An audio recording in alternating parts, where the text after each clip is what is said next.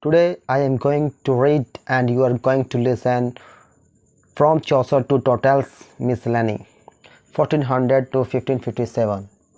The 15th century, with Chaucer English literature made a brilliant beginning, but it was only a beginning, and after his death we enter upon a long barren period in its history. In trying to explain the unproductiveness of the 15th century, we have of course to remember that there can never in any circumstances be great book unless men are born who are capable of writing them, and that of dearth of great books for a 100 years and more after Chaucer may therefore simply be a result of a dearth of literary talent. It is perhaps not noteworthy that the 15th century was not in England an age of great men in any field of activity. But we must also recognize that even when talent exists, it depends upon favorable conditions for its expression, and in the 15th century conditions were the worst of favorable. Little affected by labours of Wycliffe, religion continued to degenerate, and persecution was employed to stamp out all effort towards reform. The free movement of thought was thus checked. The country was distracted by political conflicts, which culminated in the 30 Years' struggle for power 1455 to 1806 between the House of York and Lancaster. In these wars of the roses many of the great nobles were killed, and the old order of feudalism severely shaken at its foundations. The low state of education has also been emphasized. Such mental activity as still was to be founded in the universities was wasted in endless and profitless controversies over the dry abstraction of medieval philosophy.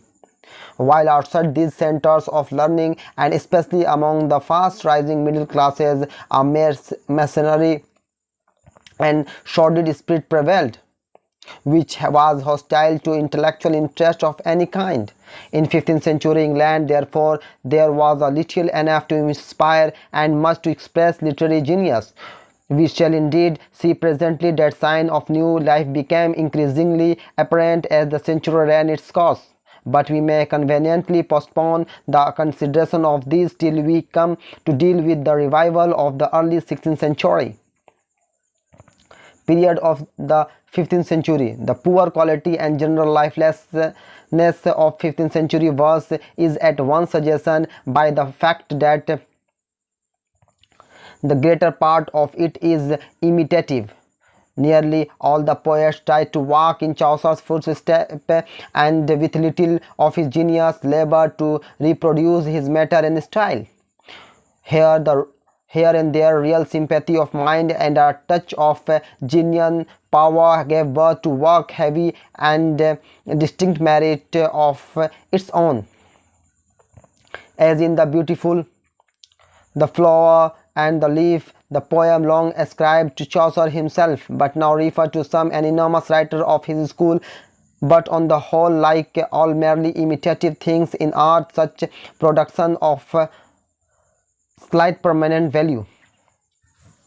Of these Chaucerian, who were numerous, the best known are Thomas Occleve or Hoccleve and John Lydgate, both of whom were very voluminous. Hoccleve wrote a long poem called The Governale of Princes in Chaucer's 7-line stanza rhyming ABABBCC, and in the prologue, in which he tells us much about himself, describes his grief on Chaucer's death, and sings his master's praises. Among his minor poems is one entitled Mother of God, which was formerly printed with Chaucer's own work. Lydgate, a learned Benedictine monk of Bury St. Edmunds, poured out an enormous quality of verse, his longer production being the story of Thebes, the Troy book, and the Falls of Princes, the last based on a French paraphrase of Latin work by Boccaccio. The best poetry of the 15th century, however, was written in Scotland, where though the influence of Chaucer was very marked, the spirit of originality was far stronger than in the south. There is not much originality indeed about the King's Square, a long poem in which James I of Scotland tells of his love for a Lady Jane Beaufort, who afterwards became his wife, but the genuineness of its personal feelings give life to its verse. It is written in a Chaucerian 7-line stanza just referred to, which from this use of it is often called the rhyme royal. The William Dunbar, the greatest British poet between Chaucer and Spenser, the individual quality is much more apparent. His graceful allegorical poem The Thistle and the Rose, composed to commemorate the marriage of James IV of Scotland and Margaret, daughter of Henry VII of England, is quite in the manner of Chaucer's early poetry, but in much of his later verse, as his satirical ballads and his remarkable dance of the seven deadly sins, there is a combination of vigor, broad humor, and homely pathos which belongs wholly to the character of poet and to his native soil. The true Scottish quality is also in the accident in Robert Henryson, who followed a Chaucerian model in his Testament of Cressida, but also produced in Robin and Markine a story which anticipates Burns, Duncan Gray, and in Gwen or Gavin Douglas, Bishop of Dunkeld, whose Palace of Honor is full of Chaucer, while his original prologue to the successive book of his translation of the Aeneid bear the stamp of writer own and mind and style. The treatment of nature by these Scottish poets is in general is especially interesting. Chaucer's many morning and garden landscape had become a convention which his English disciples were content to reproduce. The Scottish poetry to the convention reappears, but on the other hand we often find real Scotch scenery painted manifestly by men who, instead of adopting a mere literary fashion, had studied and trying to depict the nature about them for themselves. The three of Douglas' prologue just mentioned deal with the country in spring, in autumn, and in winter. Though there are many stereotyped details, the pictures are evidently painted directly from reality and with wonderful care and accuracy. This faithful rendering the landscape is a characteristic which should be remembered for as we shall learn in due course, Scottish poets did much to bring the love of nature into later English literature. It will be seen that in speaking of Scottish poets we have followed the Chaucerian tradition into the 16th century. But though they thus wrote on into a time when new ideas of poetry were beginning to arise, the general quality of their work leads us to class them with the 15th century man. I must add that though poetical poor in other respects, this 15th century seems to have been rich in a particular kind of minor verse. We cannot indeed be sure when such poems as the Battle of Otterburn, the Nut Brown Maid, and the numerous ballads of the Robin Hood cycle first took shape. But there is good reason to believe that ballad literature in general became increasingly popular in the century after Chaucer's death, often rude in style but often wonderfully direct and vigorous and full of real feeling. This ballad did much to foster a love of poetry among the English people. Prose of 15th century.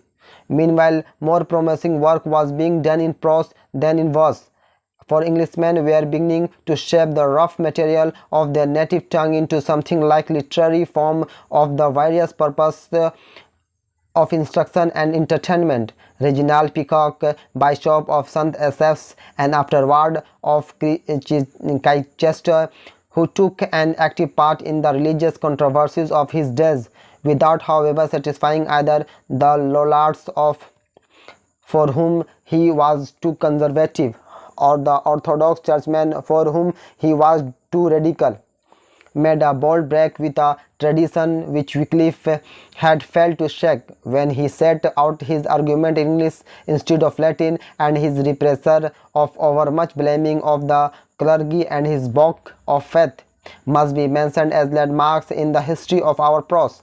Some important also attaches to the political treatise of Sir John Fortescue, the difference between an absolute and a limited monarchy, and to the miscellaneous writing of William Caxton, Caxton, whose name will come up again directly. But the great prose production of the 15th century, which is indeed the one really great book of age, is the Morte d'Arthur of Sir Thomas Malory.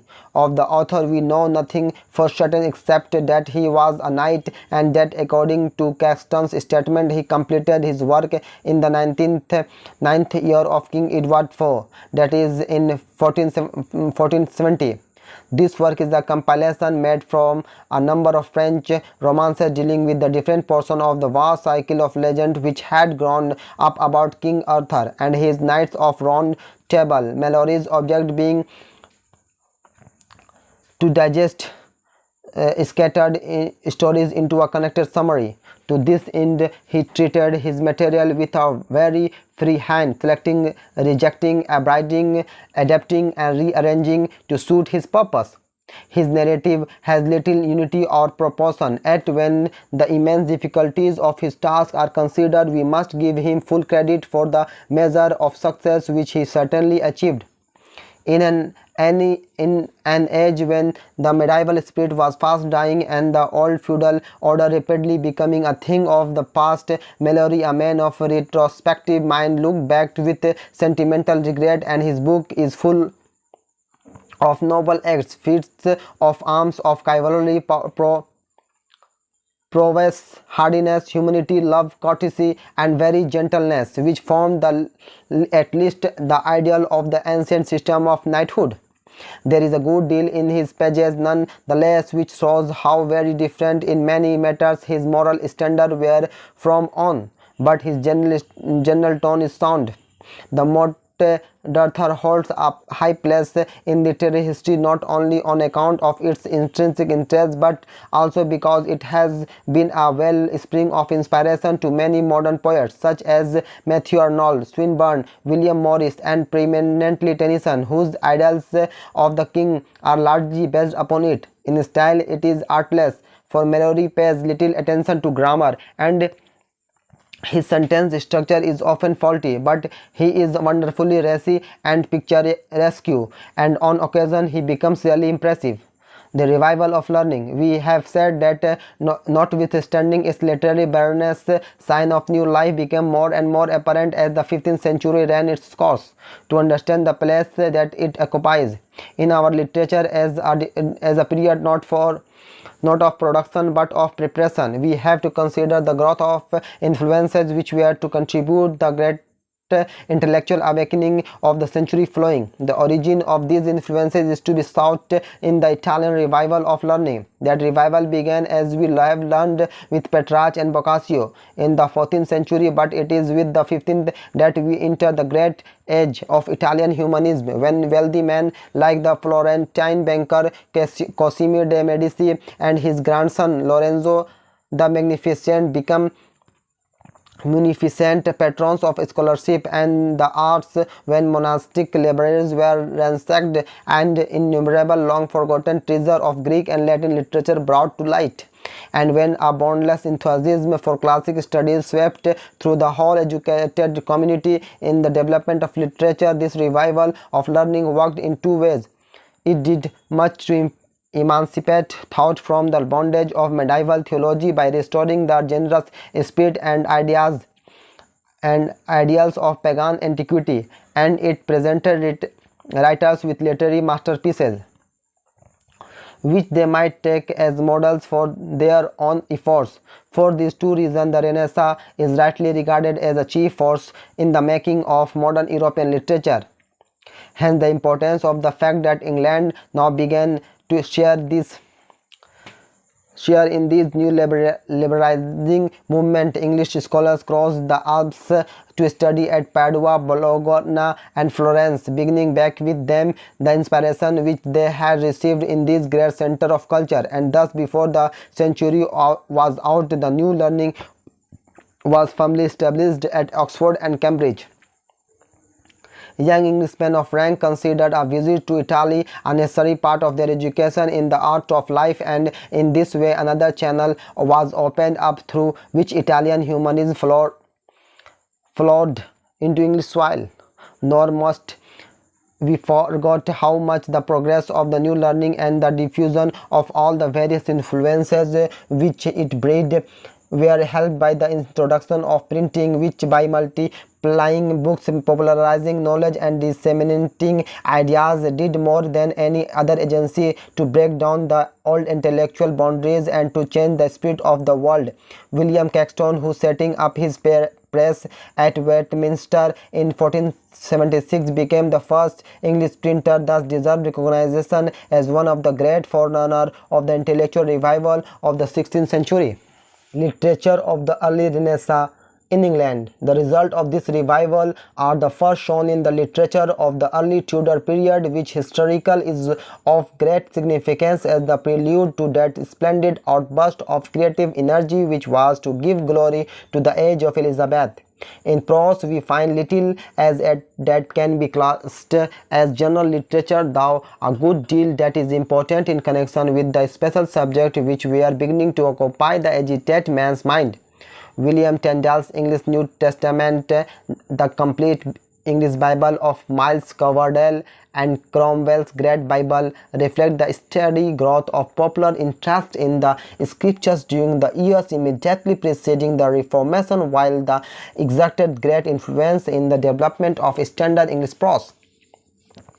The Utopia of Sir Thomas More is one of the most thoroughly typical work of this time, for its description of an ideal state of society owes much on the one hand and Plato's Republic and on the other to the general speculation about life, government and religion which the intellectual awakening had naturally brought in its train.